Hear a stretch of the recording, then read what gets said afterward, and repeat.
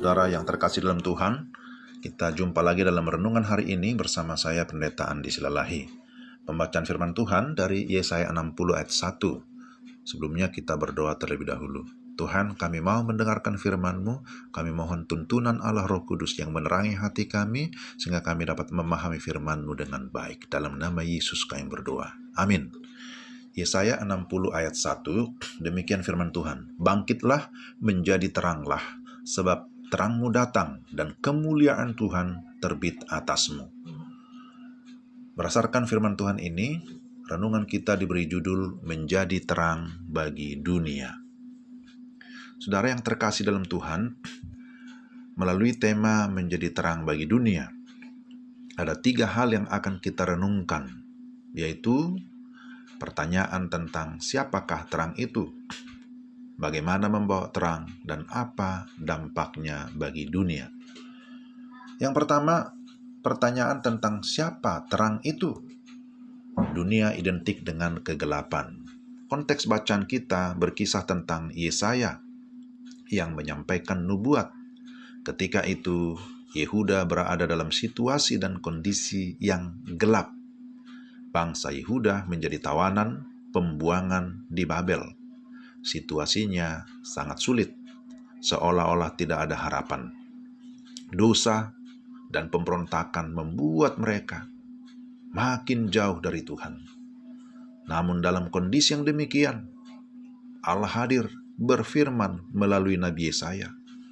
Dia menyampaikan berita tentang terang yang akan datang. Siapakah terang yang sesungguhnya? Ketika kita membaca Perjanjian Baru, Yohanes mengonfirmasi bahwa Yesuslah terang yang sesungguhnya yang menerangi seisi dunia. Yohanes 1 ayat yang ke-9. Yesuslah Mesias yang dinubuatkan oleh Yesaya. Yesuslah yang dinanti-nantikan oleh segala bangsa untuk memberikan pembebasan atau kemerdekaan yang sejati. Akan tetapi juga kita tahu dari firman Tuhan bahwa setiap orang yang percaya dan menerima Yesus Kristus, mereka juga disebut sebagai terang dunia. Yesus berkata, kamu adalah terang dunia. Jadi sekali lagi saudara-saudara ingat, identitas kita adalah terang dunia. Sebagai pengikut Kristus, saudara dan saya, kita harus menjadi terang. Yang kedua, bagaimana kita menjadi terang bagi dunia ini? Menjadi terang bagi dunia sesungguhnya bukanlah sebuah pilihan. Terang akan bercahaya atau bersinar oleh karena sinar adalah natur dari terang. Terang tidak mungkin disembunyikan. Ketika seseorang menerima terang Injil, maka dia akan bersinar dalam dunia yang gelap. Bukan berarti kita menjadi seperti superhero, manusia api dalam komik Human Torch misalnya ya, yang pernah nonton film itu. Ketika serangan datang, dia berteriak, flame on. Dia langsung berubah seperti terbakar sehingga dia kebal terhadap musuh-musuh. Ataukah membawa obor rame-rame di tengah malam. Atau pasang lampu besar atau pohon terang yang tinggi besar. Sehingga kita ini disebut menjadi terang. Ternyata tidak demikian. Jadi bagaimana kita menjadi terang? Jawabannya adalah melalui kesaksian kita.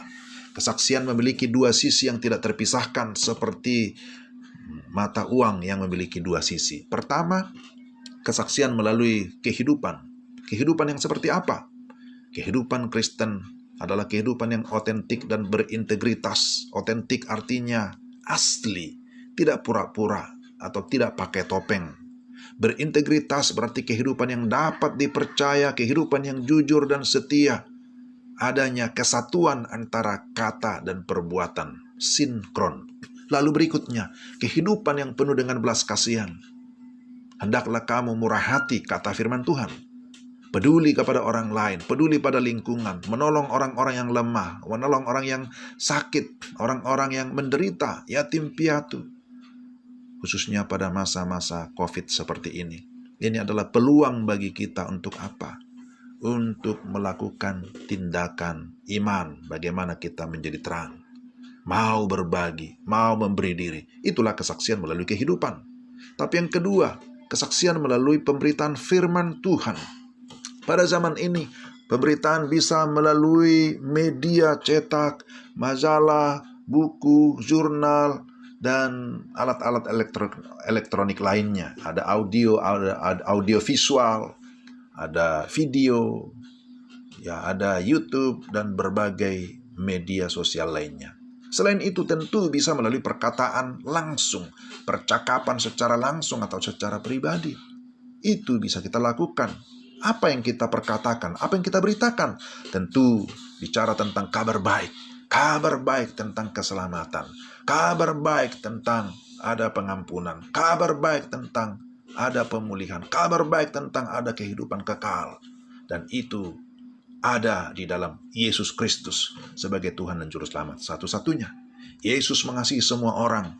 Dia mau mengampuni orang yang berdosa yang datang kepadanya. Dia menyediakan keselamatan bagi yang percaya kepadanya. Dialah terang yang sejati yang berkuasa melepaskan kita dari kerajaan kegelapan kepada kerajaan terang. Yesaya berkata, bangkitlah menjadi teranglah. Artinya kita tidak boleh diam, kita tidak boleh pasif, tapi harus aktif, terlibat di dalam menerangi dunia ini. Yang ketiga, dampaknya apa? Dampak menjadi terang. Perhatikanlah bahwa cakupan dari sasaran terang adalah seluruh dunia. Dunia berbicara tentang orang-orang dari segala suku, kaum, dan bahasa yang belum mengenal Kristus sebagai Tuhan dan Juru Selamat. Betapa luasnya area pelayanan kita. Tidak hanya di sini dan di sana, tapi di mana saja. Tidak hanya bicara sekarang, tapi selama kita hidup adalah kesempatan bagi kita untuk menjadi terang. Dalam ayat 3-7 disebutkan bahwa kehidupan yang memiliki daya tarik akan menghadirkan bangsa-bangsa dari berbagai penjuru untuk menikmati terang yang sesungguhnya. Mereka datang, dikatakan di sana, dari Midian, Eva, Sheba, termasuk kaum Kedar dan Nebayot akan berkumpul atau datang berduyun-duyun menyemarakkan keagungan Tuhan. Pemandangan itu sungguh menakjubkan, membahagiakan, dan mendatangkan kemuliaan bagi Tuhan. Soli Deo Gloria. Tentu kita juga mengharapkan pemandangan yang demikian terjadi, yang membuat kita bersuka cita. Terlebih surga dikatakan bertempik sorak karena pertobatan jiwa-jiwa. Tuhan kiranya memampukan kita untuk menjadi terang bagi dunia ini. Amin. Tuhan, kami bersyukur untuk firman-Mu. Kami berdoa supaya Roh Kudus menolong kami, memampukan kami, agar kami dapat menjadi saksi-Mu, menjadi terang bagi dunia ini selagi masih ada kesempatan. Dalam nama Yesus kami berdoa. Amin. Terima kasih saudara yang sudah mendengarkan renungan ini. Kiranya Tuhan dimuliakan melalui kehidupan kita. Shalom.